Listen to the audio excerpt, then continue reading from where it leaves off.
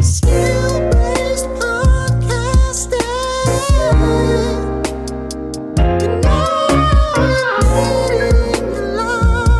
You need it in your life.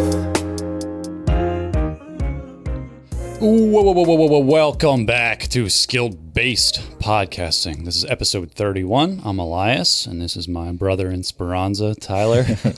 Brother in Speranza, indeed, dude. We've been balls deep Yeah, we have. in Arc Raiders. I've been off for the last 2 weeks, so I've just been doing everything I've been wanting to do in my life, which is basically play Arc Raiders. Play video games all day. Yeah. Beat South Park, Stick of Truth, beat Dispatch. So I kept my promise to you. You did. Not only did you start it, but you beat it. Yeah, I beat the whole thing. You were only supposed to start it by now. Nope. I beat it. I got invested. We'll talk about that. And I read some books, went to Barnes & Noble. I went and saw Marty Supreme. Oh, you saw that? I went and saw it on Friday. Was it good? Did you see Uncut Gems with Adam didn't. Sandler? So it's very similar to that. Okay. I liked Uncut Gems better. Wow. So the brothers did Uncut Gems, the Sadfie brothers. Yeah. But it was just Josh Sadfie that did this one, and it's very similar tone. Yeah. I can tell it's a similar tone just by the trailers and stuff. It was good. I don't like Timothy Chalamet, but I liked him in this, even though his character is a complete asshole. Right. But it was an entertaining movie. It was about 2.5 hours long, and I was like, yeah, this is pretty cool. There's a lot of people saying that they can't watch those kind of movies just because of the anxiety that it induces. Yeah. And I can get it, because there's definitely moments where you're like, oh shit, like what's about to happen? Because it just builds on that tension. But it was a pretty good movie. But I've heard that kind of criticism from like The Bear too. Yeah. I just kind of like edging you. Yeah, they did a good job though. It was a good movie. And I go back to work tomorrow, so I'm gonna be fucking miserable. Rip in peace. Yeah, it's gonna suck, dude. But we're here, episode 31. We got a lot to talk about today. Yeah, I was driving over here and I was like, we have nothing to talk about. And then when I got here, I was like, wait, yeah, we do. Yeah, we do. Yeah. I was going through some stuff last night. It's always like that. Yeah, I was going through stuff last night, and throughout the week, I always take like screenshots and shit. And I went through and looked through the screenshots, and I was like, oh shit, I forgot about this. And just started adding things up. But I guess first we can get to last week's community question. What the fuck was it again? It was, dude, it's New Year, New You, bro. You got to remember these things. It's what was your gaming New Year's resolution? Oh yeah, I forgot it was that because I didn't have one. Yeah, yours is to be the fucking best. Yeah, it's like you're fucking Ash Ketchum.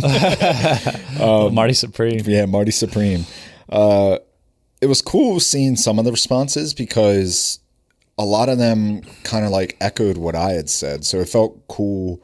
Yeah, knowing there are like gamers and listeners out there that kind of feel the same way I feel about games. But I'll read a few of them off of our social media.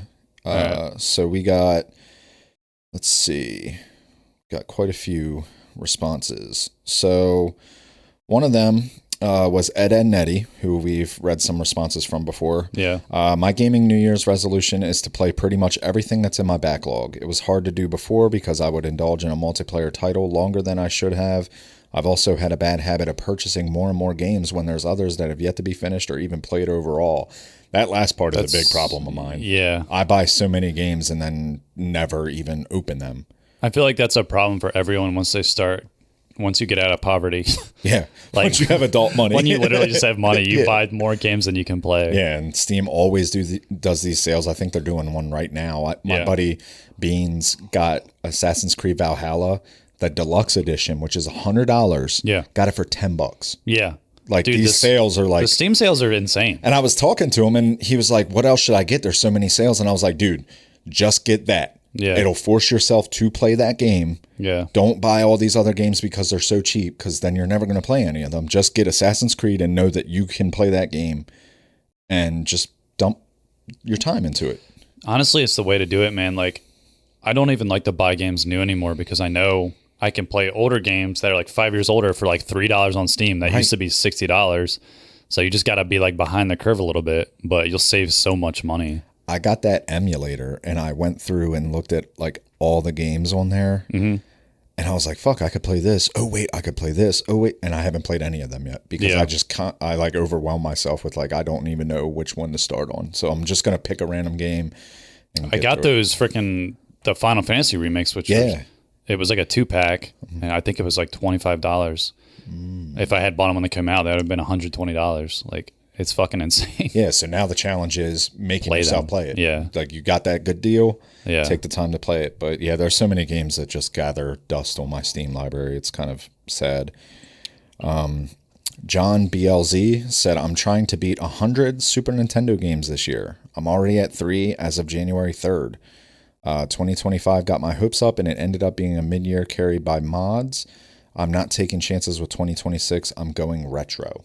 And then he listed a bunch of games that are on his list. 100 games is insane. Even if they're small games. That is a big challenge. I will probably hit 2. Yeah.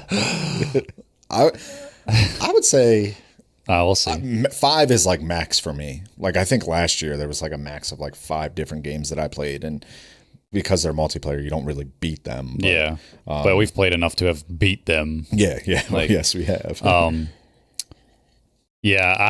low key scheming on getting a Steam Deck with my tax return money.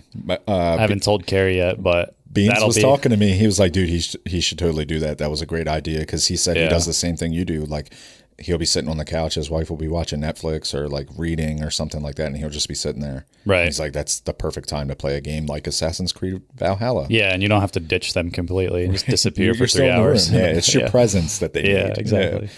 We also got to smack the kids around every now and then. With the Steam Deck. Yeah. Physical abuse. Little oomph. We had some good ones in Discord too.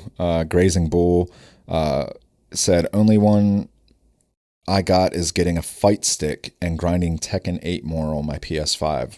What's a fight stick? I don't think I've heard of that. It's like the actual controller you play if you play like fighting games competitively. Is it like the arcade style? I've heard it called a pad. They usually call it a pad. Oh, okay. It has the buttons and the stick. Yeah. Okay, that makes sense. I believe that's what he's talking about. Yeah. Okay. Well, if we're wrong, Grazing Bull. That's what that's like what the esport like fighting game players actually use, the pads. Okay. Yeah. Mr. Ballard said, my gaming New Year's resolution to find the time to play with my friends and bring the joy back to gaming for me. I've always been either way super deep into it, or I've sold my PC, then bought another, and sold that, then bought a PS5. But 2026, I'm really going to lock in with friends, have fun, and find that joy again. I'm glad Ballard is playing again, because he is right. Like, he used to stream with us. We played games together all the time, but then he kind of went on like a hiatus.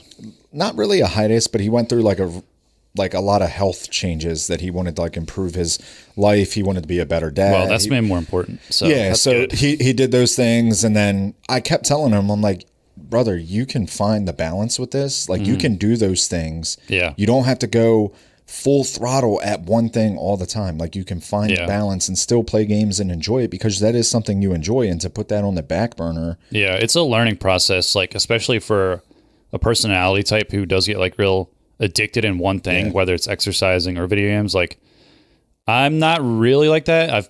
I feel like I know people that are like that though. Like he might be like that. Yeah. Like, I naturally can balance stuff pretty good, but it has taken a while to like get to the perfect spot. But I mean, even when we were streaming and shit, I had to quit streaming because I wasn't balancing my life. Yeah. Like, it was affecting like my That's why family I had to life. quit it too. I wasn't working out, like everything. Yeah. But it's been really fun playing with Ballard recently now that he's got a PS5. Spooderpool, honestly, just find a story game to finish other than Dispatch. I really haven't played any of those since I was a kid. Gooning on Rivals has taken my life. Just kidding, going to do that tonight. His dedication to Marvel Rivals is inspiring. Finding a story game to finish, that's part of my thing. Like, I know I talked about playing single-player games. A lot of the single-player games are obviously story games, and I need to play more of those. NDAF CQB Silverback. To find a balance between reading, sleeping, working out, and gaming. I think waking up early would be the move to fit everything in. We will see.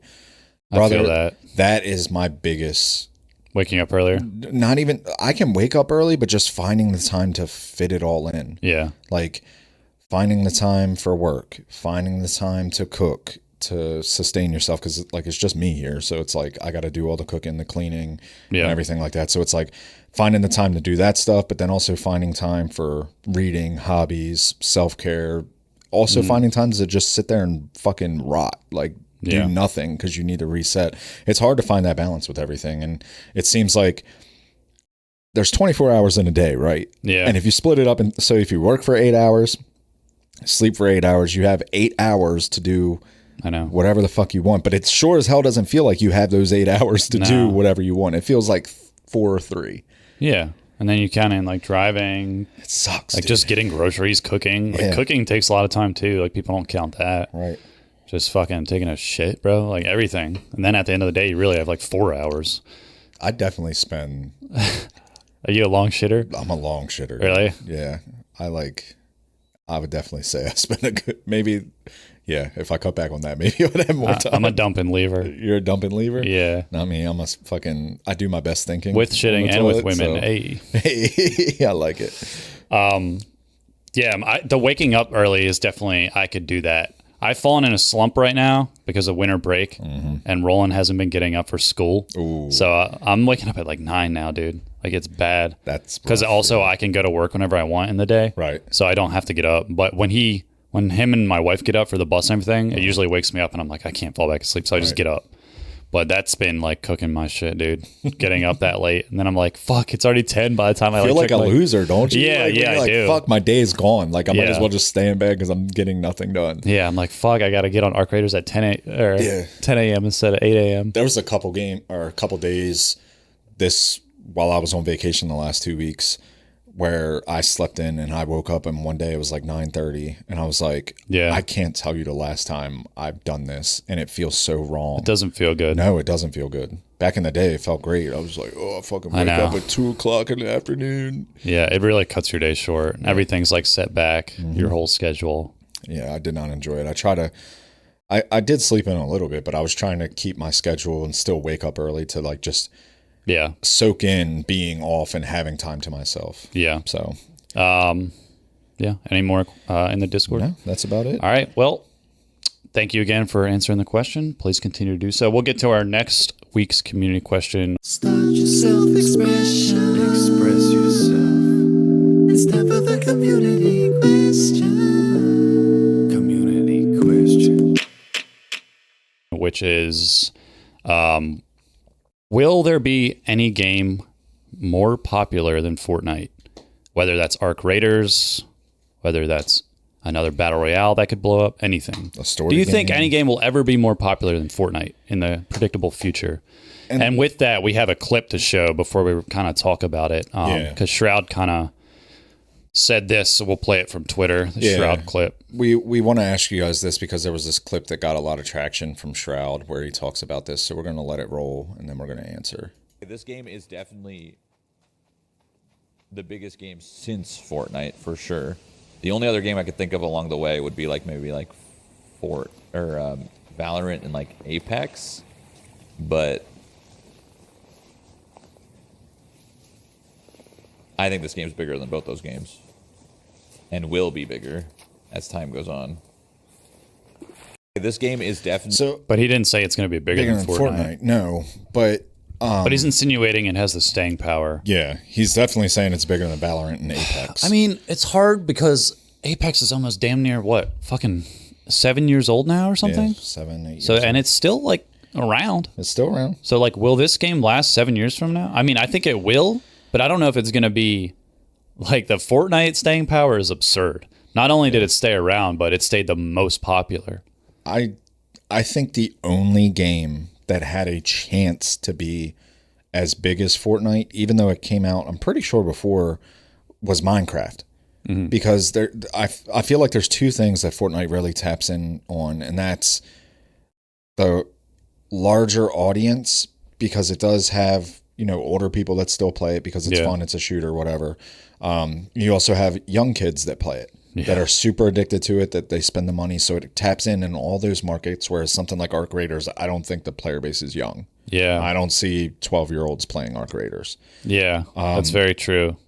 And then the other thing is Fortnite, man, they got some serious backers with Disney, and like to have that kind of support financially and partnerships and all that stuff, like Minecraft couldn't do that because the art style or the game style itself, like it's not going to lend to these collaborations, whereas Fortnite has went in full force with those. Arc Raiders, there's some potential there for some collabs, but who knows? But I don't think companies as big as like Disney would reach out to Arc Raiders.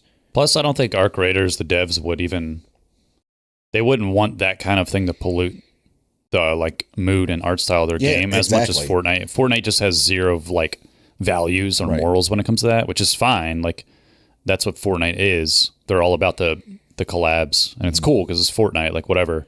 It's kind of just Fortnite's just like a blank slate, like, and they just let anything happen, which is great for the popularity. Fortnite is just a monster. It's a fucking monster. Like, they have so much money to do whatever the hell they want. They keep doing new things, whether it's skins, events, whatever. Like they just turn their whole fucking map. It's not as also Arc Raiders. The thing you said about the age is true, and there's two things to that. Arc Raiders is not as accessible as Fortnite. Like a 12-year-old kid will get in here and get killed by the first flying arc and just be like, "What is going on?" Like that's very true. There's such a steep learning curve compared to Fortnite. Fortnite you can just learn slowly. It's like you grab a gun and shoot. It's not. It's not as too dumb to play Arc Raiders. It's that. Also, parents might not want their kids on a game where proximity chat is a main feature. Ooh, yeah. Because the slurs. Dude, just everything. There are some slurs in Raiders, like nonstop. There's yes, you can turn the voice chat off, but that's kind of a primary point of Arc Raiders. Like that's one of the main things, one of the main pillars of it. Fortnite, that's not really a main pillar, the proximity chat. I do think. I think Shroud is very knowledgeable on games. That's proven. He's been around for a while. He's a big streamer, content creator, and stuff. But he has a lot of weird takes. He does have a lot of weird takes. He is usually at least like you can see it why he thinks he does from his perspective. I still think we're in a honeymoon phase with Arc Raiders. Yeah, and the real test is going to be a year from now. What have the devs done with the game to make it feel fresh and constantly? Because right now they've kept 91% of their player base. It's impressive. Over this holiday break, they almost hit their all-time high again. It's crazy. And we're months in. Yeah. So, I mean, it's impressive. Can they do it long-term? Fortnite has been able to do it. No other game has been able to do it to that level. Like Apex is still around, obviously. Valorant's still around. It's a good point. We haven't seen this kind of staying power. Like even though it's only been a month or two, like games usually... Even the most popular games will drop off like at least half the player base. Like to be like 90% of the peak of launch is insane. So that is a very good omen. And I saw a lot of comments like a month ago, like, see you guys in 2026 when this game's completely dead. I'm like, I don't think it's going to die. I'm like, bro, nah. But again, it's all up to the devs and what if they completely do something like ass and drive it into the ground, like that'll be surprising. I don't think they'll do that though. But it's possible. 91% of the player base since release. It hit 439,000 concurrent players on December 28th, close to its all-time peak of 481 in crazy. November. Yeah. That's damn good. The launch or the peak on Steam of near the launch is always like, not always, but it never really gets back up there. Like with Halo Infinite, it was like 800,000. Yeah. And then Battlefield, now there's no one on. Was around that too. I think like 800,000, nowhere near that now. Like no. Apex all time high. I think it was like, I could be totally wrong, but for some reason, like the 400 some thousand is. I was going to say probably 500,000. And they're at 80, 100 maybe. Yeah. You never really get close to that. Yeah. But again, these games have been out for a while. Right. So we really do need more time to see. Even like 6 months from now, we'll know if Arc Raiders is going to be as big as we think it is. Fortnite was just the perfect storm. Yeah, it was. It hit the Battle Royale at the right time. It had the art style, the collabs. It built on the lore, free to play. Like it did so much. And then they added the creative mode. Like that's another thing. Arc Raiders, I don't see them doing anything like that, like a sandbox creative thing where you can make your own experiences. Like that's really how Fortnite ascended when they made that Unreal 5 engine within their game, where people are making their own custom games and getting paid off of those, which is fucking awesome, by the way. But it's not just a battle royale. Whereas I don't think Arc Raiders is. I could see them making a PvE mode, like a horde type of mode, like kind of like what we were talking about with Speranza or whatever. But I don't see them completely adding like a creative thing for players to make shit in. Do you? I don't think so. I don't think so. That's a lot of resources. It is. That's a lot. Speaking of that Speranza take, there was so many comments that were just like, well, this would make no sense in the lore. Where would we go? Like, you mean to tell me in a world where there's space robots flying around and shit like that, and we're teleporting above ground, that robots coming down to where we are is the most unbelievable thing you've ever heard? Like, people are so funny. they have an imagination, but I mean, if they're intelligent and they're getting more smart as the day goes by, why wouldn't they do that? They want to take where you live too. They took where you lived the first time. They're literally on your fucking planet. That's kind of what they're trying to do. They're trying to exterminate you. Yeah, and they were like, well, why would they come down there? Everything would be friendly. We wouldn't shoot any raiders. What do you mean? Like, you have the option to not shoot raiders above topside, and you still do. Like, you still are like not sharing the loot. Yeah. But speaking of like the longevity and like being up to the devs to see how long they can sustain this peak and popularity of Arc Raiders, I don't know if it's because they've been on vacation, they've been eating Christmas ham and fucking shit like that, but like you're starting to see some problems develop with this game. There's a big cheating problem right now. A lot of the streamers are running into it with not only stream snipers, but there's people doing like wall abusing. Yeah. There's people, I don't know if you saw the clip. There's streamers that can, or there's cheaters that can disarm their hands, and people, you can't, like, it'll be on the ground as like a lootable item and it's their hands. And you can't pick them up, but when you do try to pick it up, you pick up their like pickaxe. What the fuck? But then there's also cheaters that when they get down, they automatically teleport to like a hatch.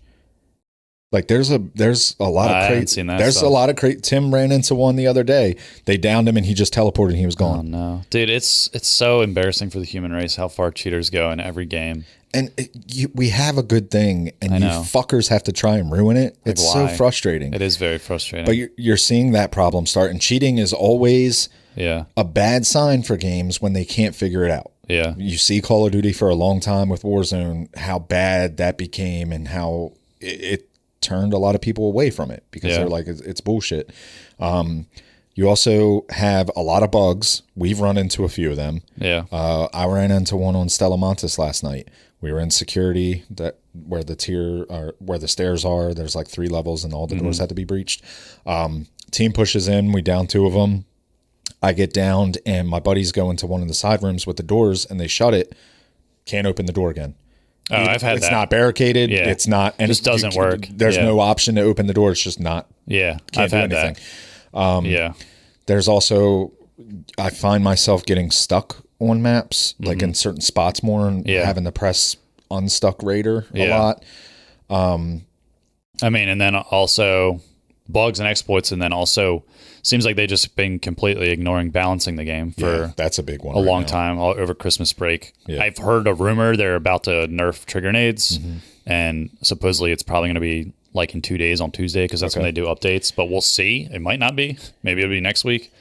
But the trigger nades are ridiculous. Like we've talked about it. They're just way too powerful and easy to use. There's also simple bugs too, like in the UI. Yeah. We've ran into it a few times where you go to upgrade your weapon, you right click it in your inventory, you hit upgrade, and for some reason it takes you to the gunsmith. And you're just on some different gun. And all the list of your guns are there, but then your gun, the other day I tried to upgrade it to Toro, and my Toro wasn't even in that menu. So I don't know why it does that. Sometimes it doesn't other times. Yeah. The UI stuff, there's bugs there. And it's all nitpicky stuff. I mean, besides like the cheating could probably be a game killer if it gets out of hand enough. It's nitpicky stuff that if they don't address, it'll grow that peak into a problem. Is going to start declining. Yeah. Because people will start. You see it in games all the time. They find these bugs, they find exploits and shit like that.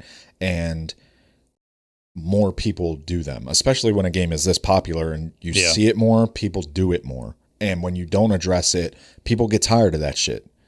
Especially if it's in the PvP element and they're dying to people in Stella Montis chilling on top of the rafters at the X track. Yeah. Like I don't know why they haven't fixed that yet. Like that's what I'm saying. That's insane. So they got the game's still great. They got a lot of work now that they're back from vacation. Yeah, exactly. To keep it. This is the problem with games that blow up and get popular. They get fucking attacked by cheating companies like ruthlessly because it's a huge platform for them to sell their cheats. Dude, there's people on Twitter right now that are monetizing their Arc Raiders accounts by saying like, oh, best blueprints, best guns, use this promo code. What they're basically like, I don't think they're selling the accounts. I think what they're doing is like selling them, saying like, okay, if you want this blueprint, this blueprint, this blueprint, you pay me this price, I'll load up in a lobby with you, drop it with you, we'll hit a hatch and we'll go. I think that's what people are doing. Yeah, that doesn't surprise me. No. And it's like, why do you guys have to do this shit? Just play the game. What are you missing in your life? Exactly. You're like, I need to cheat in this game, or I need to sell for $8 a fucking blueprint. Like, people are just weird, man. I mean, I've always said this and I stand by it. Anyone who cheats in a multiplayer online video game has either like a mental illness or they're very insecure. Like something is wrong in their life and they need to figure it the fuck out, bro. If you can cheat in a video game and be able to sleep at night peacefully, like your brain chemistry is not right. You're fucked. Like, what are you doing?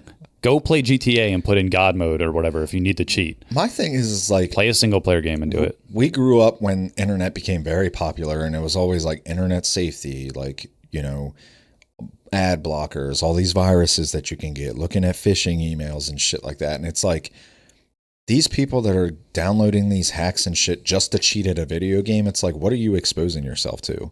Right. I'm not familiar with it. Like, I don't know what they have to do, but I'm sure it's some sketchy shit. You have to go to some weird Discord. I don't even think so anymore. There's just fucking websites and Discords that are just like there. Really? Yeah, and there's some loophole where they can't get taken down. Fuck all of you. It's crazy, bro. I mean, you know the big one that Activision sued and got shut down, engine owning? Yeah. I'm pretty sure it was just engineowning.com or something. Like, it's not even like a black market, like weird way. That's crazy. It's just like, yeah. I mean, it's just like Craigslist, bro. Like, remember you could just go to Craigslist and get strippers and shit? Yeah, hookers. I never did that, but but I know you could. The old back pages. I knew people in the military that did do that. Oh, yeah. When you're fucking out and about somewhere, Craigslist, you need a washer. The old back pages, yeah. Forgot about back pages. That was even worse. Mm-hmm. Some crazy shit. Yeah. Yeah, so, they have a lot going right for them. Yeah. They have a lot that they can still fix and make the game even better. That's what a lot of people don't really understand. When they see our episodes or they see our shorts, they're always like, oh, just play the game. It's great. Like, blah, blah, blah. And it's like, you can know that Arc Raiders is a great game. We know that Arc Raiders is a great game. It's all we're playing. Yeah. But you can still have ideas to improve it because nothing's ever perfect. And if you want a game to stay stagnant, it's going to become stagnant. Like, you have to have changes and also, shit. So we're offering up ideas, you fucks. Yeah, it's just fun to brainstorm, too, what they could do. Right. We know they're not going to do half of these things, but we've called a couple of them. We have called a couple of them. Yeah, we might be the devs. We might be putting it into the fucking atmosphere. The Speranza. Yeah. Top side. Yeah. Speaking of all this Arc Raiders talk, I wanted to do some hot takes. I know we were doing them in the Discord.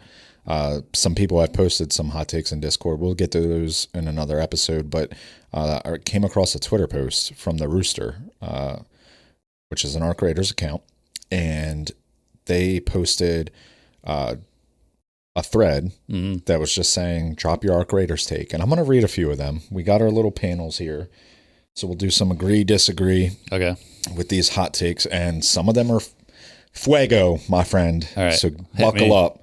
Our friend AGAXB. Low tier weapons have no business being stronger than pink guns, and it should have been patched a long time ago. Agree or disagree? I agree. I'm going disagree. I agree, but not to the extent of probably what he means. Yeah. I think they should be, I mean, I've said it before, they should be like 10% better. Not just, you shouldn't be able to just not kill someone with a low tier weapon, but it should be a little better, bro. Because how rare is a bobcat compared to just crafting a stitcher from metal parts whenever you want? Like, the fact that bobcat costs so much to make, and then it's a pink rarity, and then you can literally just kill someone with the stitcher like just as fast.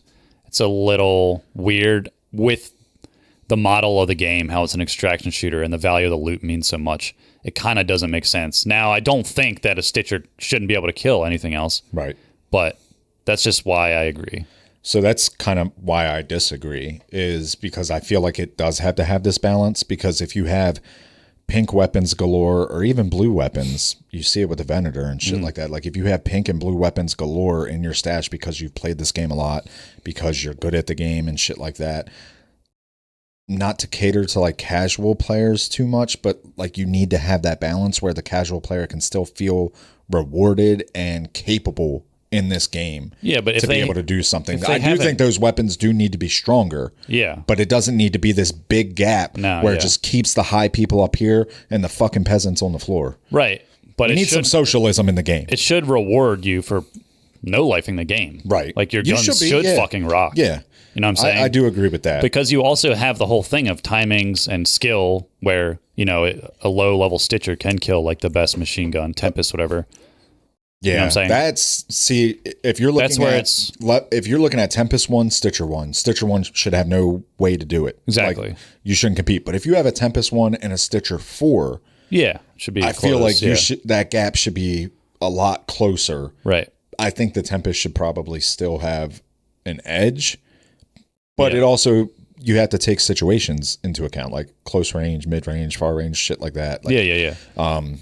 I mean, they do need to do balancing. I agree 100%. Even having said this, I think it's pretty well balanced. Besides the trigger nades and maybe the Venator a little bit, but not really. Like, it's not really that big of a problem. Because it's still a gun. You still have to put your body out to get shot at. The trigger nade is just easy mode to throw. But yeah, I mean, I wouldn't say it's a top priority, honestly. But yeah. Next. Durkee. The game has a shit ton of bugs. The cosmetics are kind of ass. Some of the outfits are cool, but like 80% of them are whack. They need to hire new designers for cosmetics. I don't think this is a hot take, though. I disagree. I disagree entirely.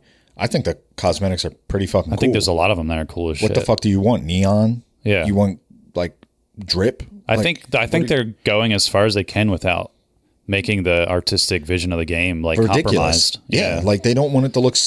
It has to have character, tone, theme. Yeah, and they have hit that with everything they've come out Also, I with. think it's funny as fuck when like me, you, and Judah are like old guys in this fucking Raider world where it's like with his goggles. It's like I could actually see these motherfuckers out here doing this. We've like, seen some shit. We've been around Speranza and Top. Yeah, yeah. You're opening the floodgates if you're like, oh, they need to hire new designers and do better cosmetics, because guess what? Like, I know we get a lot of free currency, but that opens the door for microtransactions, which you guys apparently fucking hate. These people just want a super slick fucking black and gold black cell Warzone skin. Like, shut up, dude. Like, let the game have its aesthetic. So we disagree with you, Darky. Here's one that is kind of interesting. Barcode, not Halo player Barcode. He says, when a raider kills another raider, have their clothes get stained with gunpowder, smoke residue. The more they kill, the dirtier their clothes get. This will help other raiders identify killers and rats. Agree or disagree? That's hard. I was going to agree until the end. Go with your heart. I disagree. Okay. I disagree as well. Yeah, I disagree. Let me hear it. I don't think there should be an indicator of like if I can trust this guy or not. That's part of the thrill of the game. Exactly. I'm so glad you said that. If somebody is just covered in this soot or whatever you're talking about, and you like know they're a killer PvP player, that completely takes out the guessing game and void the proximity chat. Like everything you can do to like trick somebody and shoot them, which is part of the fucking game. You're in an extraction shooter again. Right. PvPvE. Also, you fuckers are soft. yeah, exactly. You Also, fuckers are soft. people keep conflating PvP and ratting together in the comments, bro. It is not the fucking same thing. Ratting is being like, hey, let's team up. Montes. And then while they're looting a case, you just kill them. Yeah. That's being a rat. Or chilling on the extract. Or camping extract ratting. for like 30 minutes. But you motherfuckers are so scorned where you think you're running around breaching shit, running around fucking with your Timberlands on, big ass boots running through buildings. And you get shot. And then you go up into a place, you load it into the game late, and you roll up into a place and you're surprised there's a team crouching there. Yeah. They heard you coming from a mile away. That's not ratting. They're literally hearing you coming. And that means you're playing the game bad. Right. We heard you a mile away killing those arcs in the sky that you didn't avoid. Just know that you made noise from that. Now you're walking up to this building, breaching shit, sprinting in, right. And then somebody kills you and they're ratting. Right. And there's what are you so talking many about? What is the criteria for that? Right. How long do you have to sit still to get this gunpowder residue for being a rat or any kind of indicator for being a rat? There's many times, we're very aggressive, but there's a lot of times where we have to slow it down, crouch walk up some steps because we know a team is there. Because they're being loud. Does that make us rats? No. No, we're being strategic. This game, you do have to be more strategic in this game than you do other shooters. Yeah, positioning and audio is like the main things in extraction shooters. If you ever played Tarkov or Hunt Showdown, you know that. Mm-hmm. Like, you don't just sprint around the fucking map like you're slide canceling in Warzone and expect not to get killed. Like, these people are not rats. They're just killing you because you're being loud and you're playing like a crazy man. This should be a quick one. Sean Owens, to enjoy a pure PvE experience, you just have to suffer through the occasional PvP engagement in a pacifist way. Yeah. I agree. Yeah. It's part of the game. Super simple. Yeah. I don't think that's really much of a hot take. You're going to have PvP games. You're going to get ratted on. You're going to get lied to. You're going to make friends. You're going to have PvP moments, or PvE moments. It comes with this game. If you really want to play only PvE, you just got to do solos. The unpredictability is key to this game being as popular as it is. If there's any indicator for rats, if there's PvE only mode, you're going to become fucking bored. Yeah. Yes. The unpredictability keeps you on your fucking toes. If you're always looting and getting everything you want with no risk or people being weird, it makes the game not fun. Sorry. The Grumpy Sheriff. Guns and grenades should not be nerfed again, especially Stitcher and trigger nades. If people think they need to be nerfed, they just need to get better at using them correctly. Wrong. You're out of your mind. You can both be good at using trigger nades, and it makes the combat not fun. Yeah. And just, you don't even have to use your guns. If a team has 10 of them and they're just chucking them at you. And the other team just has super expensive kitted up guns that they spent $20K on. And they're getting beat by these trigger nades that people made with crude explosives. The radius for those things is fucking crazy. When we were on damn Battlegrounds and we were up on the second floor of the tower, I was in a room, crouched behind a desk, further back in the room. The guy throws it in the hallway and detonates it, and it still hits me. Yeah. They very clearly need a nerf. You can literally go in a game with a shield and 0 guns, just craft 15 trigger nades, and you can win every fight. That should not be a thing. I'm sorry. XDJ. If they can fix the clunky UI, improve the endgame loop, and add new modes, events that widen the breadth of experience each raid can offer, it'll become the next Rust and be played for a decade. If they don't, it's pretty much done this time next year. I mean, yeah, I agree. Just continue to make the game good. I don't know what he's saying. This one I'm more neutral. Yeah, I see what you're saying with the improvements and everything, but to say it'll become the next Rust, I don't think Rust would ever reach this kind of popularity. I think he might just mean the staying power. Yeah, the staying power. Rust has been around so long. Pierce said legendaries don't need a buff. Grays, greens, and blues do. Disagree. We just talked the most popular gun is the Venator, and it's Stitcher and Kettle. Stitcher 4. I'm rinsing people's shit with Stitcher 4s. Yeah. I know. There has to be some kind of change here. We literally just were playing and we killed a team that had fully kitted Bobcats and Renegades and Volcanoes, and we just had Stitchers. We just talked about this. The low guns are good, almost too good. and one with this one. Crimson Tide 567.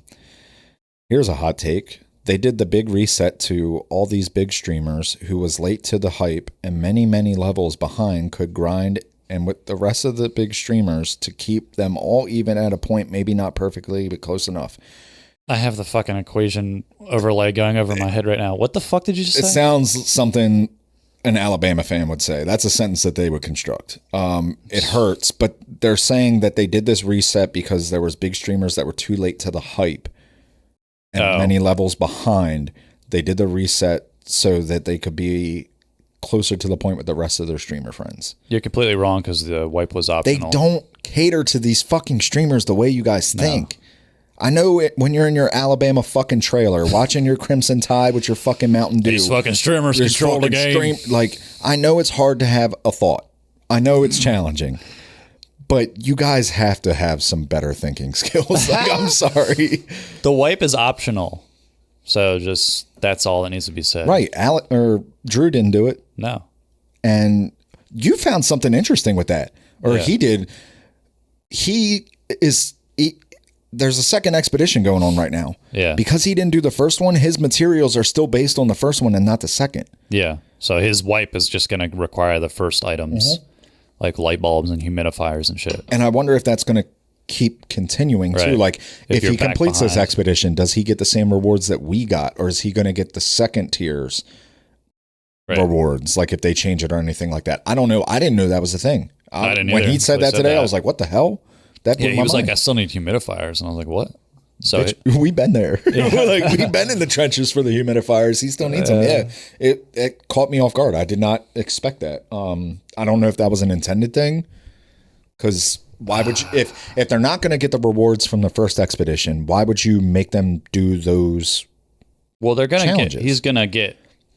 Basically, like you can spend two expeditions worth of time to do one. Right. If you're like playing at a slower pace.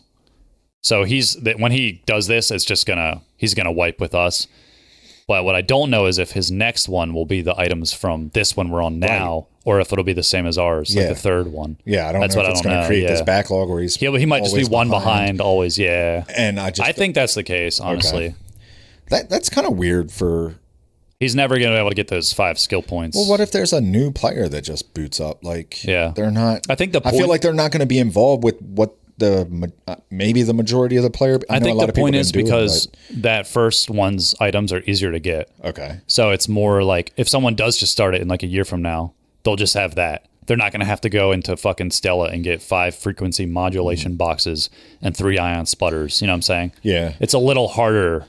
So it might be because new players, they have to have like that entry level expedition items. That's true. I just feel like if they're not doing what I know, there's a lot of people that didn't do the first expedition, and you could see that the first few days of this one, like people were bringing in pink weapons and shit, and they were getting shit on. But I feel like if they're not doing what a lot of the player base is doing at the same time, like if that takes away their experience, because like if we're playing together, like it may be different for like our group that we play with, but like if we're looking for ion sputters and we're like, we got to go to Stella, is Drew going to have as much fun with us on Stella? Because he doesn't need that shit. Yeah. Whereas like he's looking for humidifiers and we're like, well, we don't really need that right now. So it doesn't really help us. Like, does it take away from the player's experience if they do it like that? I don't know. I mean, I feel like when you're in a group, that stuff doesn't matter as much, like what you're looking for. But if you're a solo player coming in, they might want it easier for you as a solo player. That's just my guess. I don't know. We'll see what happens. Possibly the last thing on Arc Raiders. It might not be. Embark's CEO has come out and made a statement about matchmaking. Here's the full statement, so I'll read it. This is from Embark's CEO. First, it's skill-based, of course. Then you have solos, duos, and trios. And then also we have, since a week ago or so, we introduced a system where we also matchmake based on how prone you are to PvP or PvE. So if your preference is to do PvE and have less conflict with players, you get matched up more with that. Obviously, it's not a full science. That is from Patrick Soderland. Suderlund, CEO of Embark Studios. So they've come out and said how you play influences the types of matches you get. But they did say it starts with being skill-based. Skill-based podcasting. How do you feel about that? You know, for this game, I don't hate it, honestly. I don't want to say like there should just be nothing and it's always random. I think the aggression-based thing is going to make the game more popular, to be honest, because everyone is going to enjoy what they're doing more. If they want to be a PvE guy and just talk to people, they can do that. This is the best way to do it without introducing like two separate playlists, right? Where one is PvP only and one is like PvE, which they don't want to do. They want to keep the core of the game as it is. So you know, this might be good. I like it better than skill-based matchmaking. Right. Like, I think it's smart. I think it's a good way. It seems like they're understanding of their player base and what they want. Yeah. Right. And they're trying to find that sweet spot in the middle where it's like, we don't want to do these two playlists where, because that just alienates your player base. And all of a sudden the PvE players aren't getting catered to. They don't have enough to do, or the PvP players' experience is really bad. They're finding this sweet spot where it's like, again, we talked about the unpredictability. When you might be a little PvE oriented, but you hop into a game, you never really know. Yeah. So it seems like they're working on a way to just balance everything, and I think it's a good approach. I don't, like he said, it's not a full science, so it's not perfect. You can still like finesse. I can tell, me personally, being more PvP oriented, that my games are more PvP oriented. However, there are some games where shit's going down, we're shooting or whatever, and we're like, fuck it, let's talk to these guys. Let's whatever. Right. Sometimes we talk a bunch of shit. Other times we're like, yeah, fuck it, let's team up. Let's kill these dudes. And everything's cool. Right. So I still get some, it's a varied experience. And a lot of people don't understand, people that like to PvE or PvP, they will also like team up with other people if you talk. It's a lot of times just because no one says anything. It's like you just start shooting. But if you're like, hey, like, let's fucking team up or whatever. Even PvP people do that because you're still going to PvP against other people in the lobby. Right. So it's not always just like, I'm going to kill everyone in the lobby because I love PvP. You know, you're still a fucking person. Yeah. Like, it's not exact science. But yeah, I think it's working, man. Like, the game's enjoyable to me for my playstyle. This one guy responded to it and said, I'm sorry, but all of these insert term here based matchmaking systems are destroying games. Nothing is organic anymore. They have to do something, man. Yeah. Like, I don't know. I'd be curious to see how the game would play if there was just nothing at all. Like, it was completely random. You know what I'm saying? I think if... But I understand why they're doing it. I feel like no matchmaking style of any kind in Arc Raiders would probably be good. I think it would too, for Arc Raiders. Like, I don't think... with something like Call of Duty, I don't know. This is the kind of game where it would be good just to have nothing. Mm-hmm. Like, I could see it either way because like the amount of randomness, every lobby is just different. Mm-hmm. Like, it would just feel very dynamic. Like, every single lobby would just be like, you don't know who is who wants to do what. But when you kind of know, I play PvP all the time, so I expect to just shoot everything. You're going to play like that. Yeah, I think it's just weird for the people that are kind of in the middle ground where it's like they'll shoot, but they also want to quest. That's one thing they need to improve on, is just the quest. I don't know why they did the same fucking quest that we had the first time. Like, you have to come up with new ones. Yeah. You have to do something different because this is stupid how they did that. Yeah. Quest seemed like an afterthought. Yeah. For a game that was originally designed to be PvE, for these quests to be what we're getting seems a little fucking weird. I agree. So, I don't know. We're still having fun with it. Yeah. I'm fucking loving it. I'm finding more shit. Like, now that I know the game and everything, I'm having more fun this expedition than I did last one. Like, I know where to find shit. My fucking inventory is gooped. Like, gooped out of my mind. I'm having so much more fun now that I know this game, and it's making me even more, I guess, addicted to it. Yeah. Before we completely move on from Arc Raiders. Oh, fuck. I'm gonna say two things and you just have to pick one. Ready? All right. Send it. I know you're setting me up. Playing Arc Raiders with the boys or spending time with your girlfriend?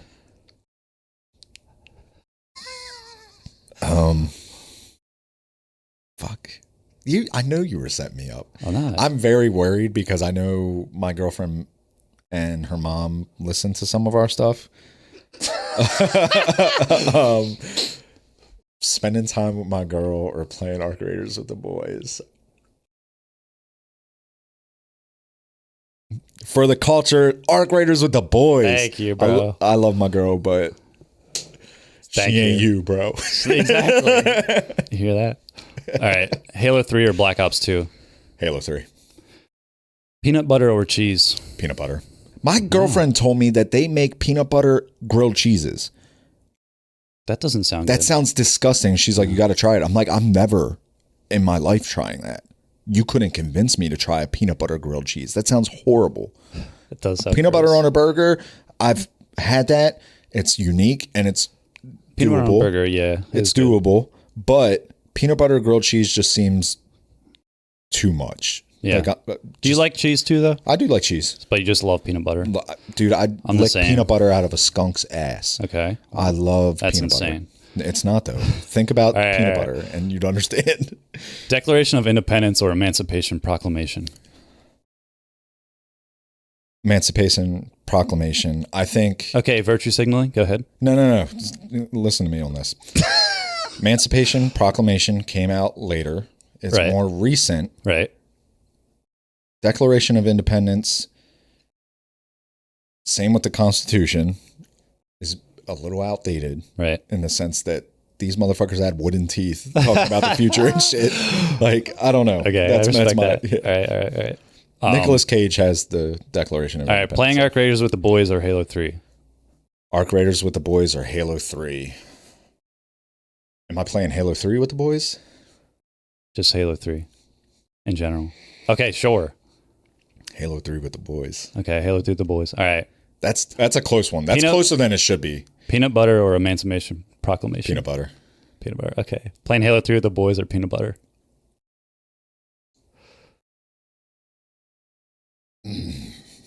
I fucking love peanut butter. You can never have peanut butter again. Or you I can can't never have it ever again. if you pick Halo 3 with the boys. But if you pick I'm peanut taking butter, peanut you, butter, you bro. never I'm taking play peanut Halo 3. butter. You taking peanut butter? I don't play Halo 3 with the boys now. I know, but I'm talking about like That all Halo time. 3 Arc Raiders one was a little too close for me. I will say that could have gone either way.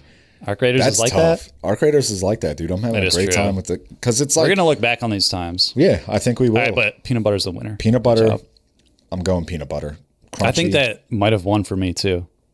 I It's- fucking love peanut dude, butter. It's so good. I spoon that shit I all the love time. it. I'm just sucking on my spoon of peanut butter. Oh, it's so good. I'm gonna have some after this. I'm so happy to know you're a peanut butter lover. I'm more of a crunchy guy. Okay. The creamy, it's still good, but like I Yeah. like the texture. I like the nut. I'm a crunchy guy too. Yeah. I know that's going to be a fucking clip, too. I like the nut. I'm gonna put that in the montage. I'm gonna I make love it. eventually. So again, I kept my promise to you. I beat Dispatch. Did not just did. start it. I beat it. When I first started playing this game, I did not understand.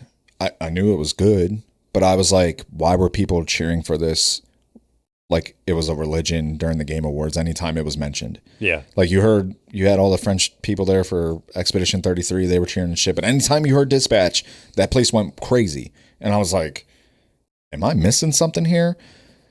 But then I kept playing and I got so invested to these characters and the story on a level that I didn't expect. You're a believer. I'm a believer. Dispatch is a damn good game. It doesn't even like Pretty short for huh? me. It's only 8 episodes. So Okay. maybe 8 hours of playtime, maybe. But it can go different ways depending on what you pick. I'm going to go back and play it because I want to see, because you get the Steam achievements as you do things. And I want to go back and try to change the story up a little bit, especially in the last episode, you're faced with like an ultimatum. Yeah. And I went one way. And after each round, it tells you like, oh, you did this choice with 37% of other players, or you performed this way. Like it gives you statistics on what other players are choosing. So I want to go back and do it. But I felt like, at first, I was like, "This isn't a game." I was about to it's say like a show. just to make sure there's no gameplay, right? You just choose There's dialogue two options, lines. so you can choose dialogue options, and you work at a dispatch center. So you choose your roster that you send out for certain causes based on their statistics and shit like that.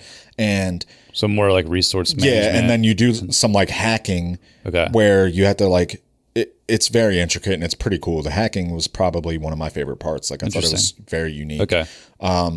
But at the beginning, you can choose to just sit back and relax, or you can do more interactive where it makes you like swipe your mouse at like certain parts of the story and stuff like that. So I want to go back and do that as well. And I've never gone back to play a game again. I know you can do things differently in this one, but I've never done that in general. But I'm looking forward to seeing how different the story goes. I'm hoping that there's a sequel or a second season, whatever they want to call it. I'm sure because the characters are fucking cool. And the voice acting was phenomenal. I didn't know, I'm a D&D guy, and I didn't know it was Critical Role people.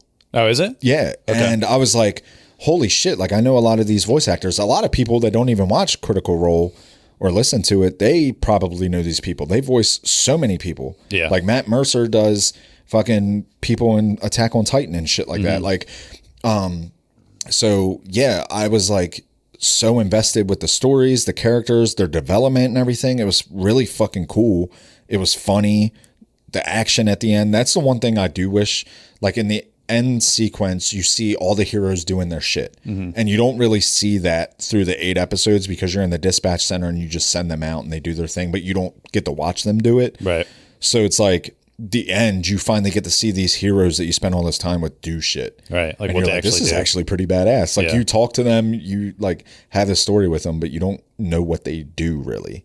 Wow. And then at the end, you're like, damn, this is fucking cool. Like the powers were unique. The characters were fucking cool. I was wondering why it was called Dispatch. Yeah. That makes sense. Yeah. You sit there. Send out different heroes to do different jobs. Yeah. You're an ex-hero that basically gets recruited to be at a dispatch center for superheroes to, you know, save the town. And the group that you're in charge of is the Z team. It's former villains that they're reforming into heroes. And there's a lot of dynamics there and shit like that. It's fucking good, man. And they have some crazy ass voice actors like Aaron Paul. Oh yeah. Fucking Breaking Bad. I did hear he was in there. He's the main guy. The main character.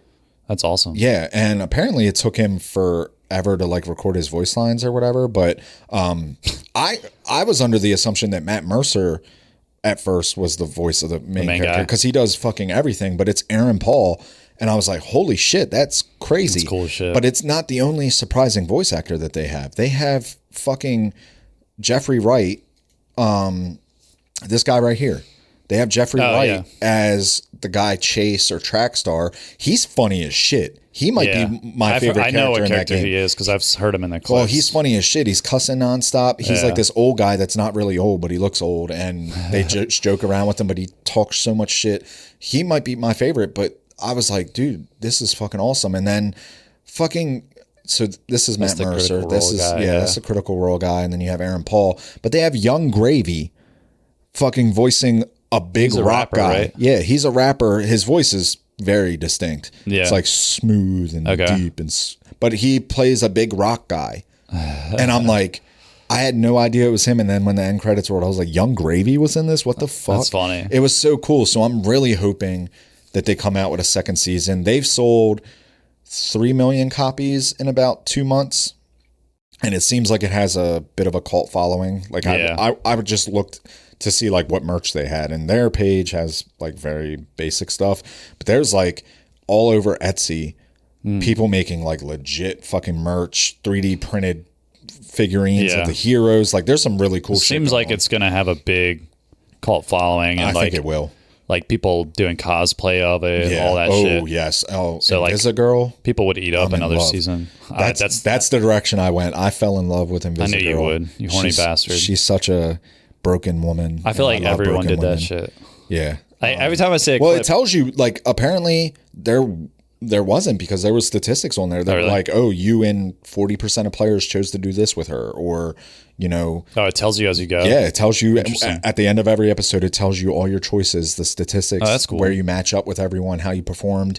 So I'm gonna go back. I'm gonna fucking dive in, change up some different shit, and just fall in love with the story even more. And yeah, I've already got a head start on my resolution because I played it by myself and I very much enjoyed it. So Dispatch, I give it I'll give it a solid like 8.5, 9 out of 10.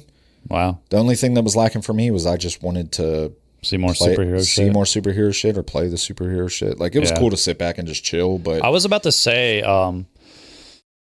it's kind of like, it's almost like you were saying, it's not really a video game. It is, but it's almost like a new form of media that this could be in the future, like pretty big with how technology is going, especially when you consider like what AI is going to be able to do as far as generating like storylines, plot lines with different decisions. So they'll be able to like poop these games out fast. There was like the one, I think it's Telltale Games or whatever. That's kind of like this. Yeah.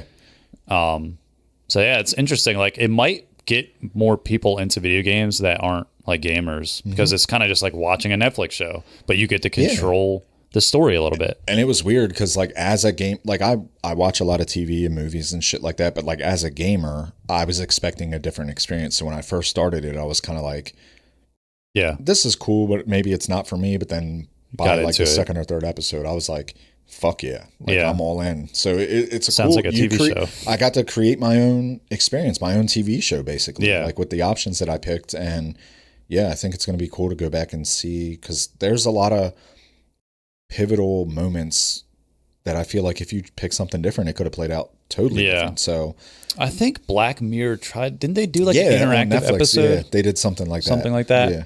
It's kind of the same. I think they could go that route. Yeah. Black Mirror could be very Big Brother like. Yeah. And 1984 like, and predict the future, and we could be making our own choices for these series. They film, because it's already a trend with these movies and shit, they film alternate endings. Yeah, and I think I can't remember exactly where I saw it. It might have been bullshit, but I saw something that said Netflix was investing in like an AI thing where people like make their own shows. That would not surprise me at all. Some shit like that, where you're kind of like designing your own. Maybe it's this what we're talking about. Yeah. You kind of decide where the show goes. It would be something that would be huge with Stranger Things, because they had that Dungeons and Dragons element. Like, like Mike and Will just start making out. Yeah, so fucking throating him. Everyone's like, yes. Yeah, I mean, Stranger Things did end finally. Yeah. But yeah, I think this would be something that like could easily be adapted for something like that, because it's already fantasy. They have the D&D element. You already make choices and shit. Yeah. I'm glad I listened to everybody and the peer pressure worked and I played it. Yeah, it looked hilarious. Like, it's on sale. It's only like $3 off right now. It's like $26. It was worth it. It's very worth it. Maybe I'll play it. Yeah, just enjoy it. It's definitely not a shooter or anything. Like, you're not going to be competitive, but it's a good ass story, and the fucking characters are cool, man. It's funny as hell. Yeah, you got dicks flopping around. Yeah, I mean, video games for me are always like a thing I go to be like competitive, but. I mean, I watch shows, I read books, be the perfect game like, for your Steam Deck. Exactly. You sit there on the couch and just play fucking Dispatch. Plus, I could lean over to my wife and be like, "What would you do here?" Yeah, and she'll be like, "Get the fuck away from me, weirdo!" Like she always does. But yeah, Dispatch, good game. Liked it. Nice. Gonna play it some more. Yeah. We got another voice message. We did, yeah, from our buddy Alex, which is fun fact. I went to high school with. Okay. Middle school. Did you went to middle school with us, right? No, I did not. I went to Magnolia. Did you go to Magnolia? No. Okay, yeah. So I've known this guy like almost my whole life. Another fun fact, I think I told you this. He used to work with my uncle before I knew him. Yeah. I think you did tell me that. It just casually came up in stream. He was like, "Wait, is your uncle Warren?" And I was like, "Yeah." And he was like, "Dude, I work with him." I was like, "What the fuck?" Yeah. It's so weird. Small world. But this is a voice message that he gave us, so let's take a listen. Alex here. Oop. I was just enjoying a Domino's pizza with a Mountain Dew the other day, and it brought back some like 2009 gaming nostalgia for me. And I was just curious, what are some go-to gaming snacks, either now or even back in the day, that you guys enjoy? Like it. First, let me just say, I don't think I've ever heard Alex sound that happy. Why sound happy as fuck? Because he got that emulator, bro. His wife got him them games. Bro is happy with life right now. When I first started playing with you guys, I thought I could not tell the difference between him and Saney. Oh yeah, like their voices sound so similar. And it's because they've been best friends their whole life, so they have the same like inflections. I was like, I can't tell who's talking. That's funny. It's funny. I never had that problem, but I can see what you're talking about. Do you want to go first? Gaming snacks? Did he say like Now back or in the back day? then, yeah. Oh, okay. Yeah, go ahead. So back in the day, I can tell you two things that Yeah. were like my go-to. Pizza Goldfish and Fire. the Red Vault drink. Do you remember? It was like the energy do remember sodas. it, yeah. That one was Vault. like my fucking go-to. Not Mountain Dew Code Red, not Doritos or nothing like that. It was Pizza Goldfish and the Red Vault energy soda drink that they don't make anymore. I didn't like the green one. The red one was my fucking shit. What did I have back in the day? I mean, when I played Halo 3 and Halo 2, like I wasn't snacking while I was gaming until I met my friend Andrew, which you know now. Yeah. So when I started going over there to play, we would eat those big ass bags of peanut M&Ms in the basement. Okay. And also, I told you this story before, but also the jalapeno Cheetos. Yeah. The green bag, because he used to get on his yes. fingers and he turned his green controller all orange. We painted our controllers and his was green. We painted them in the garage, but he played so much with the Cheetos on his fingers that the green started to get orange, like flecks infused shit. into it, because he's just fucking dirty boy. Dirty boy. But I just tried those for the first I'll time a say- few months ago. Oh, the Those jalapeno? Yeah. Cheetos. I was like, damn, these. they got a bang. But that was hit. back then. Also, you reminded me of saying the Vault. Do you remember the energy drink balls in the blue Balls? bottle? That's not real. Pull it up. Drew made that for you. and Pull you it said up. Balls? BAWLS. That's definitely not real. It's a blue bottle and it literally has balls. Balls? Like if You're you misremembering, if you bro. stroke it, it feels like you're stroking on something, because it's like You said it's BAWLS energy drink. BAWLS energy. But it started coming out like around 2004, 2005, like when Halo 2 was big. Nah, dude. Yes, this is bro, a deep balls. fake lie. It's not. That's fucking This shit- That's sparkling water. This shit was brother. fire, bro.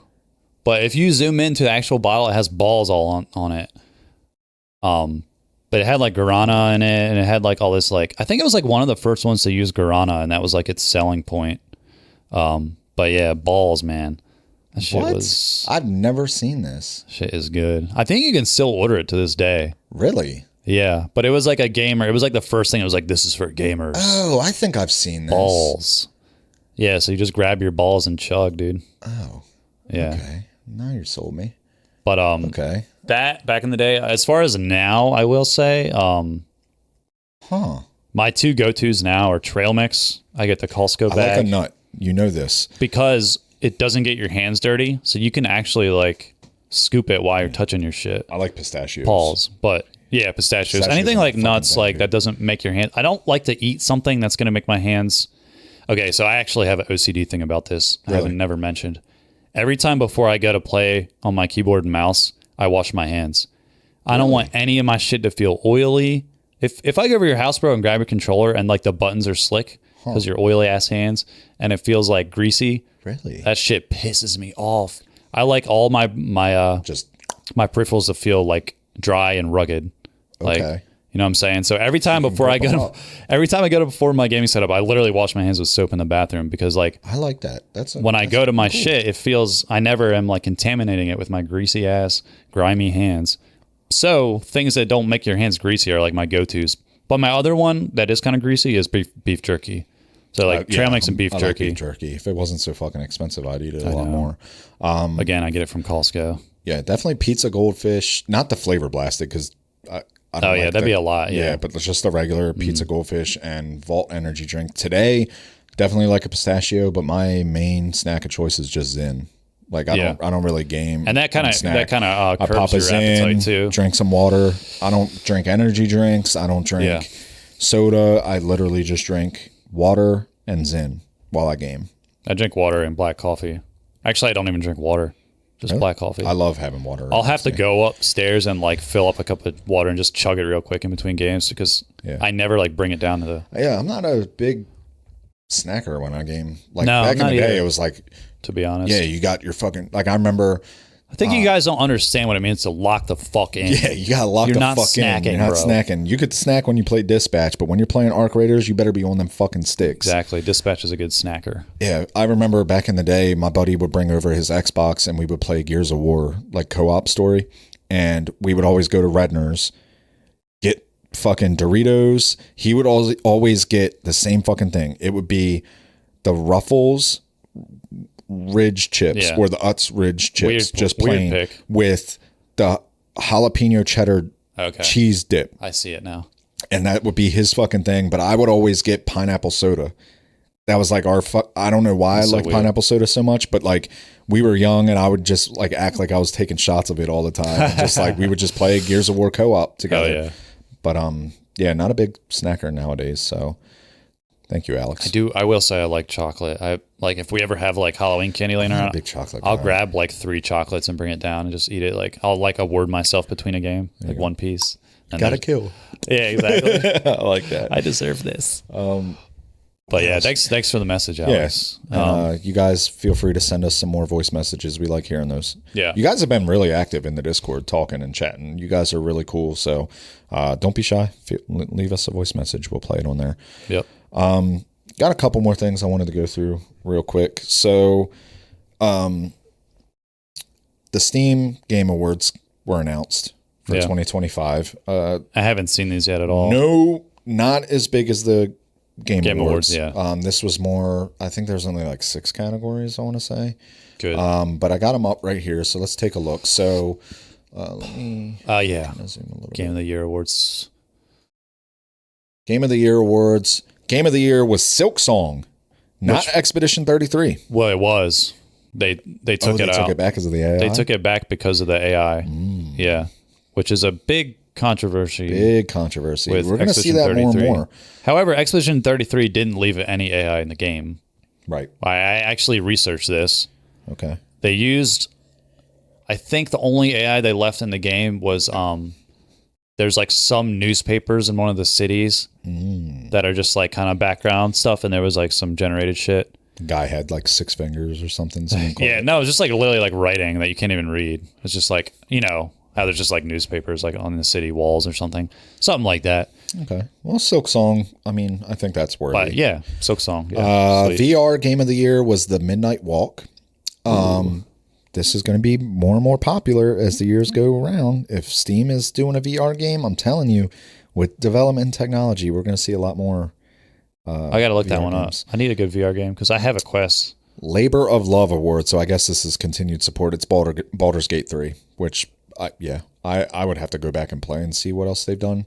I don't know if there's been like DLC or anything. Right, that's what I'm wondering. But I mean, the story itself is so fucking massive. It's very, I guess, not to compare it to Dispatch, but you can make your own choices. And pick your own character developments and races and classes and stats and. I mean, they did so much before, like that the game already has in it. It kind of already has like hours of DLC built in it. You know what I'm saying? Yeah.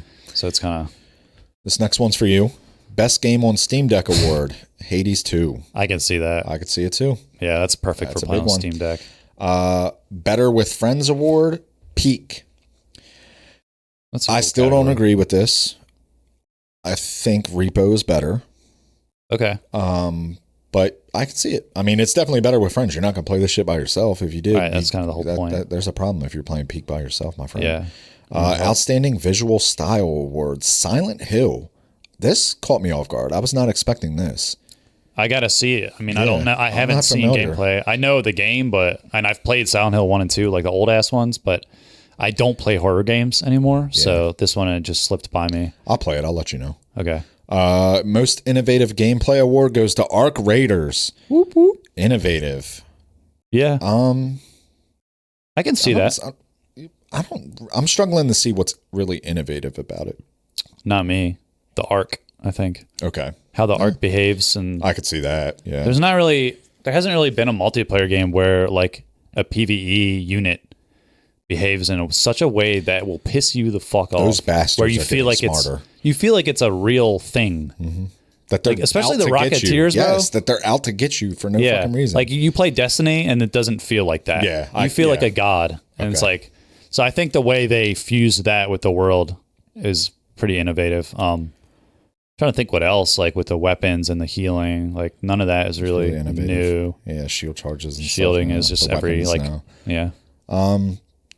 This is I guess a meme category, but Best Game You Suck At Award.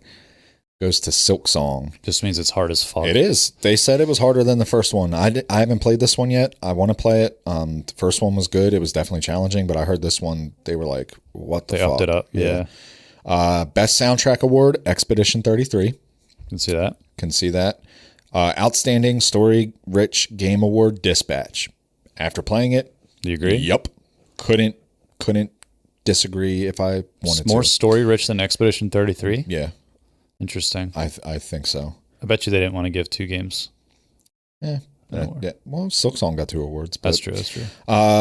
Sit Back and Relax Award. I played this one. This is RV There Yet. Yeah, this you is love this not a sit back. I was going to say, you said it was pretty stressful. Fuck no, dude. We were stressed in this game. I got the shit scared out of me by snakes. There were bears in dark tunnels.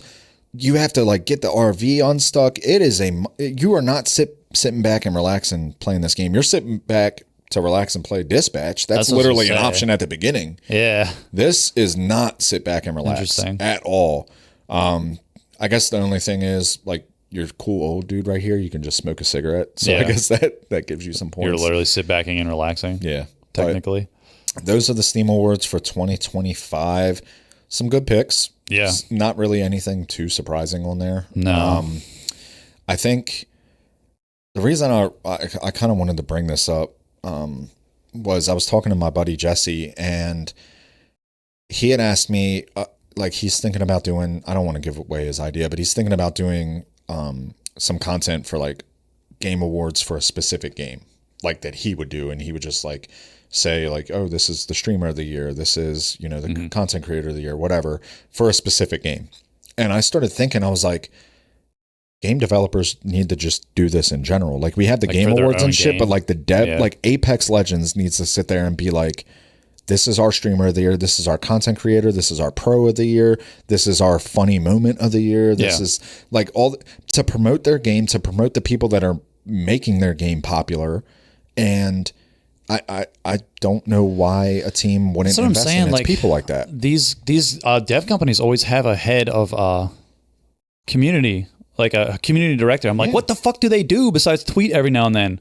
Like Halo's guy, like they post a video with updates, but they don't do anything like that. Whereas like I have a lot of the Halo community on my timeline on Twitter, and the Halo community literally put that together themselves. Like if you know that girl Callie, she started it. Yeah. And it was like they did it from the mud. Yeah. Then they did it at Worlds, I believe, and it was like Forger of the Year, esports player of the year, creator of the year, all that shit, like YouTuber of the year. That's what we need. We need someone to do that. The companies need to do it themselves. It's only a net positive. Yeah. Because if you're a creator, if I'm playing Apex Legends and I think I had a good year, and I get maybe not even nominated for a category, or I get nominated and I'm recognized, but I don't win, I'm going to work harder on that game because I know I have the chance. Yeah. And, you know, if people get rewarded, there's incentive to play their game. And then obviously giving back to your community makes you look good as a developer. Like, and when these people have put so much time in like making content, editing, playing the game all year, it feels good for like the developer to see that and be like, yeah, we see that you appreciate our game and like we appreciate you back. Like at least get like be a nominee for these things. Like that would go a long way. You don't have to do like a Game Awards event, like invite all these people to a fucking just announce it on Twitter, a live stream or like a live stream or Twitter. Like just do something like that. Make people feel appreciated. All these people that are like Apex content creators that are jaded as fuck. Like this would help with that. Yeah, I was jaded for so long from that game because I felt like I was getting a ton of viewership. I went to ALGS. I did all this stuff and was committed to that game, gave away so many things in tournaments. Yeah. And kept getting turned down from the partner program. You were hosting tournaments. Yeah. I was getting turned down from the partner program. And eventually I got turned down. And, you know, not to sound like an asshole, but I saw some people getting accepted that didn't do a quarter of what I did. And I posted about it. And, you know, they were like, I think this was an oversight. Yeah. Like I was even doing the cookbook content. Yeah. Their Apex Legends cookbook and stuff like that. And they said that there was like an automated system or whatever and it was an oversight. That's the problem. They ended up getting me in there, but it was like after I had even stopped playing Apex. Right. And I was like if I would have felt appreciated while I was playing it, I would have been more inclined to continue. But I think that's something some dev down the line needs to consider as a way to get back to their community, their players, the people that are streaming their game all the time. Embark. Arc Raiders. Shoutouts. I'm telling you, it'd be you good. heard You it guys here. already give us free money in the game. Yeah. Just do something. Shout out. Make people care. The last thing I wanted to bring up, Battlefield might be getting a little hate right now from Call of Duty. Surprise, surprise. Okay. But this one I think is warranted. They released a skin, and I'm going to pull it up on the screen. They released this skin, and it is very, it's just Call of Duty Ghosts. Yeah. I mean, you can't even really argue with that.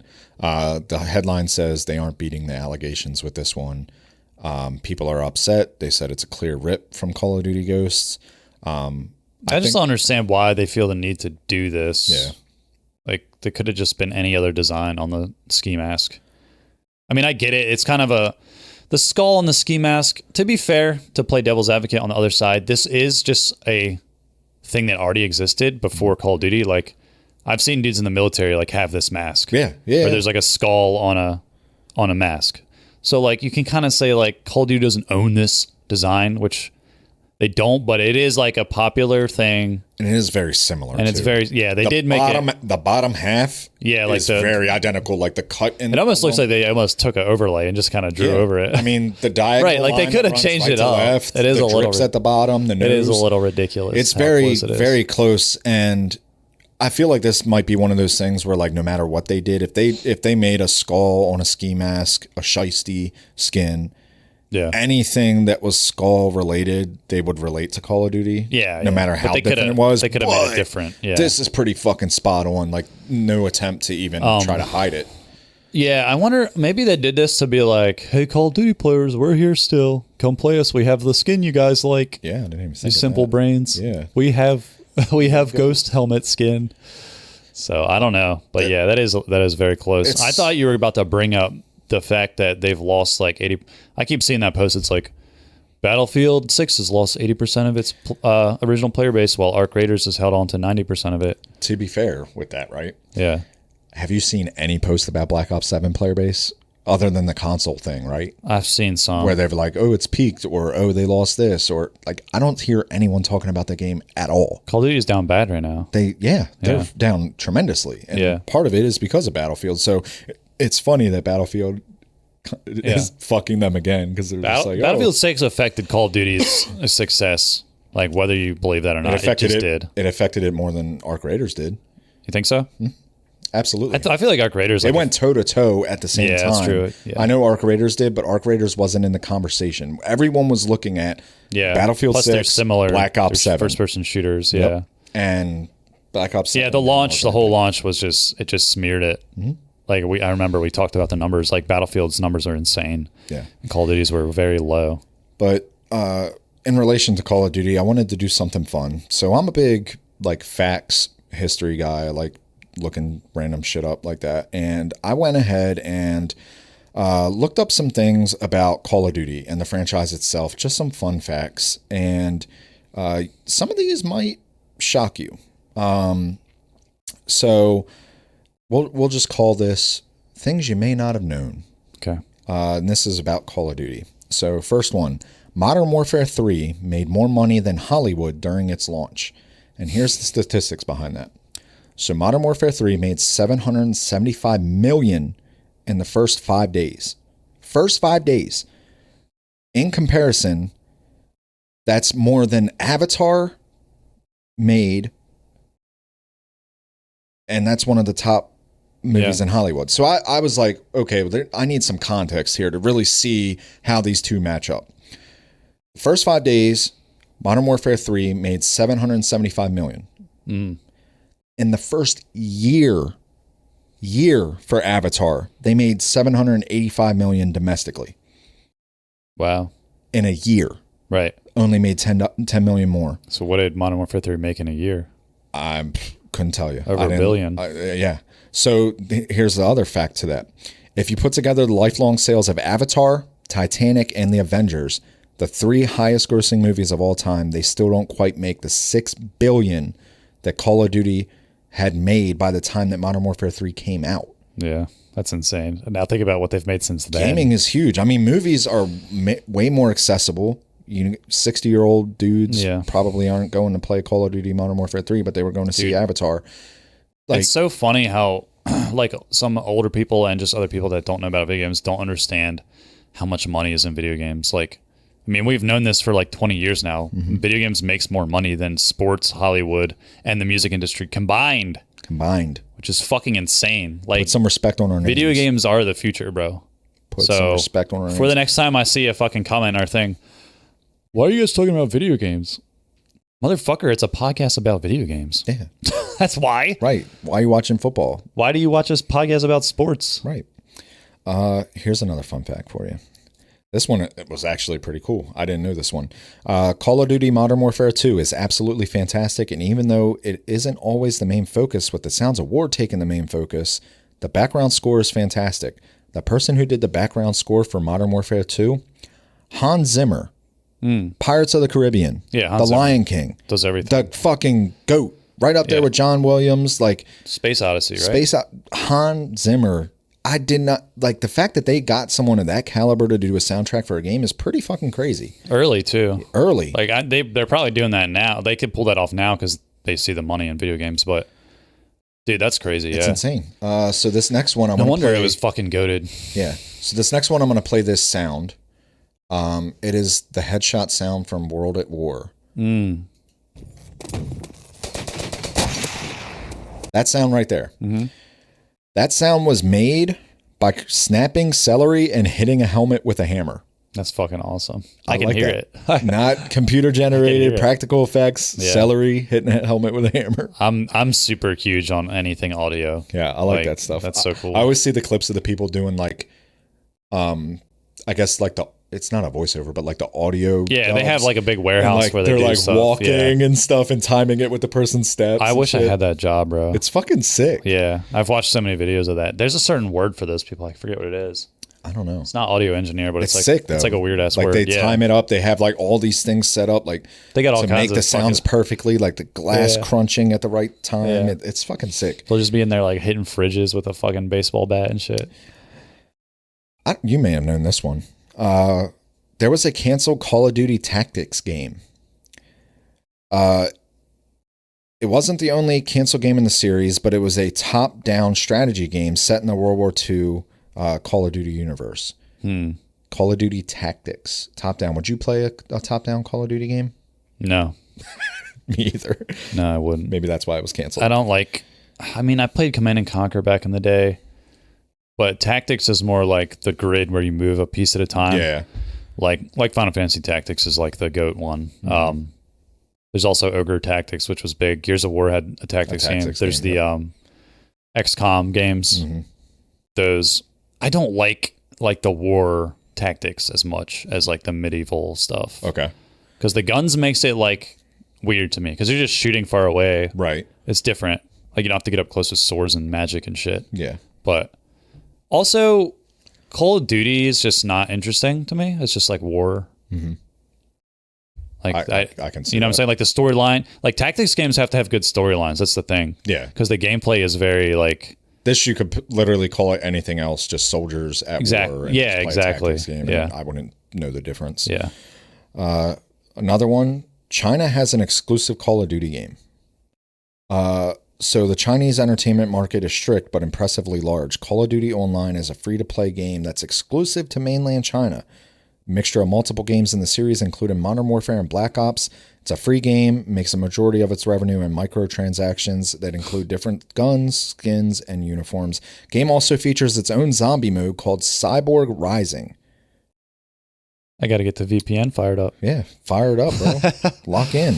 That doesn't skill-based surprise matchmaking me. And China. I just never heard of anything. China video games is like a whole world. Like 99% of people, like even gamers, don't understand the fact that game Bang Bang, Mobile Bang Bang, is like one of the biggest fucking games in the world. Nobody knows about it over here.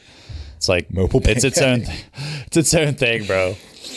I was convinced that wasn't real, and you proved to me that I had no idea what I was talking about. Proved to you that it's like the third most played game. This one came from thegamer.com, but Call of Duty helped the Rolling Stones stay relevant. So obviously Rolling Stones were an older band, weren't getting a lot of play, but Black Ops featured 2 Rolling Stone songs Those Painted being Black. Gimme Shelter and Sympathy for the Devil. Oh, okay. According to Activision, they had to fly and meet the Rolling Stones in person in order to acquire the rights to use the songs. Each party could have made a respective case as to why they were more important and beneficial side of the deal. It seemed that it paid huge dividends for both parties. Rolling Stones' Gimme Shelter exceeded over 11,000 sales the week after the release of Black Ops, and Sympathy for the Devil also saw a spike in sales as well. Gimme Shelter is my favorite Rolling Stones song. So, Are you telling me that Black Ops never used black? I don't think they have. That's insane.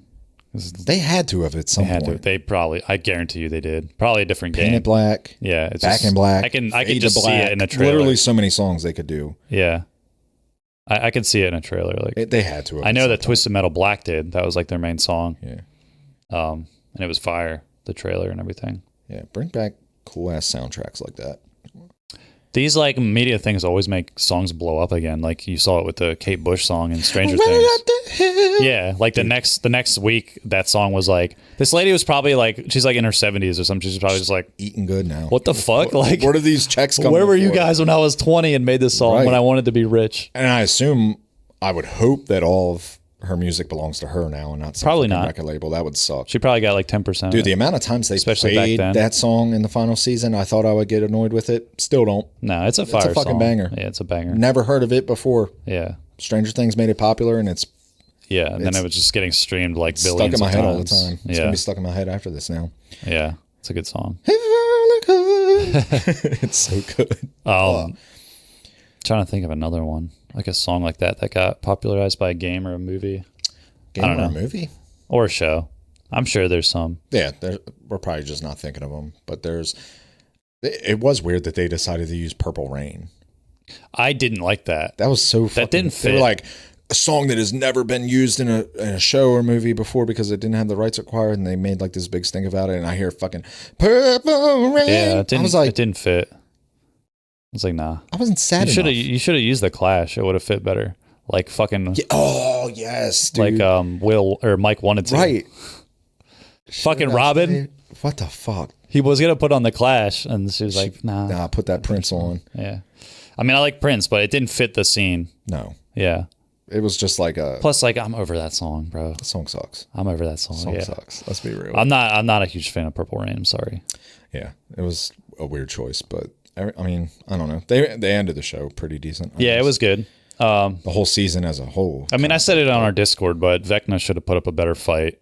I was a little disappointed in that. Yeah. Also, they didn't delve into like his whole storyline, but apparently that they cover that in like some Broadway play of like when he was a kid and like the whole thing with the guy with the suitcase in the cave, like why that guy was there. So we just weren't in the know. They didn't expand on that at all. It was just still like, why was that guy down there? Why was he down there? Why did he kill him? Yeah, like, I spaced out at that part. I was like, I don't even know who this fucking dude is. Yeah, well, the guy has a piece of the Upside Down in the suitcase, and that's why, like, apparently, like, when Henry touched it, his, like, trauma in that moment from killing that guy, like, actually made the Upside Down, like, a shitty, toxic place. It was actually, like, a neutral realm, but, like, his trauma, like, made it fucked up. Okay. The Upside Down. And then, like, that's why he was able to do all that shit. But... Okay. I was just like, why is that whole story? That was like the most interesting storyline to me, but they just didn't like go into it at all. Yeah. But yeah, they just laid Vecna the fuck out. I did like that they let Joyce like chop his head off. Yeah, that was like great. Yeah, she got her fucking get back. She yeah, got like back in blood, like because he just fucked up her son, like his whole. It was cool childhood. that they showed like everyone's trauma associated with. Yeah, that was good. I feel like it was. It was good enough, and I also said like compared to like Game of Thrones ending, I liked it better. However, I didn't think they needed to spend an hour on like the wrap up.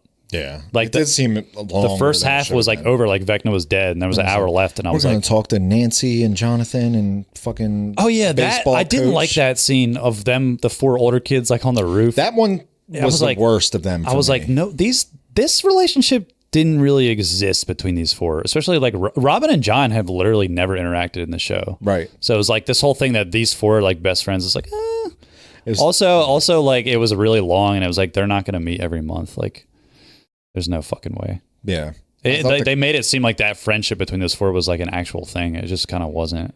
The thing with Hopper and Joyce was cool, expected, but Yeah. you know, I thought it was sweet.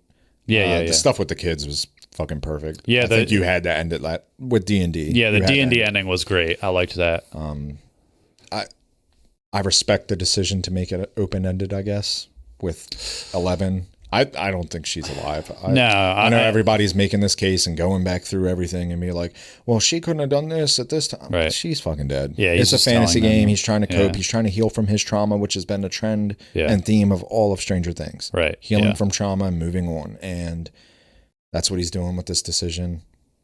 She's fucking dead. I kind of wanted someone to die, by the way, like a main character besides 11. When Steve fell off that fucking tower, I was like, just kill him. I didn't want Steve to die. Someone had to die. No one died. I know. I wanted like I'm supposed to care about I don't know, what was her fucking Mike, number? anyone. Elle's sister. Yeah, she wouldn't have counted either. I didn't give a shit. They needed someone main to die. Yeah. Hopper, I feel like Hopper would have been a good death because like he kind of served his purpose. He found his peace with like kind of replacing his daughter with 11. Like he could have sacrificed himself to like make sure the kids had a future because he's already older. Like it kind of would have worked, but yeah, obviously people would have been upset either way, but I don't know. It was solid. They did it the best they could without upsetting a shit ton of people. Exactly. Like Game of Thrones it felt like they played it safe. Yeah. Even with the 11 thing, they're like, she might be alive. Don't worry. But the season itself was very average. Yeah. The last episode kind of made up for it. It was pretty good, but yeah, the season wasn't. It was definitely the worst season. Yeah. But now we have nothing to watch until the next Tiger King or some shit comes out and everybody can enjoy it. Yeah, I think I'm going to watch the second season of Fallout. Do you watch you watch The Boys? Yeah. That's going to come out. Although I got to watch the new season. Although it's not as good to me anymore. Like the first two seasons were good. Oh, I love it. It's funny though. It's always funny either way. I got to watch the second season of Gen V still. Oh yeah, I got to watch that. I haven't watched that yet. The first season's really good. Okay. It ties in with everything. Yeah, you told me that was good. I got to check out the second season. I'm not really watching shit right now. It's hard to find time again for another thing. I want to watch Pluribus on Apple TV because it's by the I've never watched anything on there. Breaking Bad. You never watched Severance? No. Oh, dude. Severance is like the best show that's came out in a long time. Yeah. You got to watch that shit. I thought that was the one on HBO. No, it's Apple TV. What's the one on HBO? Succession. Succession, yeah. I never saw Succession. I started watching it and I was just like, not really for me. Yeah, I don't think Is Severance like that though? Severance is like that. Maybe Trust me. They have to have some kind of free subscription. Yeah, I'll try it out. I need something to watch. There's not shit to justify spending all this money on these fucking streaming services. Dude, that is such a problem. I find myself getting on YouTube more and more. I miss cable. I do too. Anything else for today? Nah, I think that's it. I think we're good. Just gotta play some Arc Raiders. Yes, we gotta get some goop, dude. We were fucking gooping earlier. We were gooping, bro. We were killing everything. Yeah, I love it. This All game's fun. Thank you for listening, everyone. Once again, join the Discord if you're not in there. Leave a comment on our YouTube. We never say this, but like, if you guys watch the episode on YouTube, like the video, it probably helps. Push it. Comment, subscribe, all that good shit. Appreciate you guys watching. Send us voice messages. And we'll see you guys next week. Peace. See ya. Peace.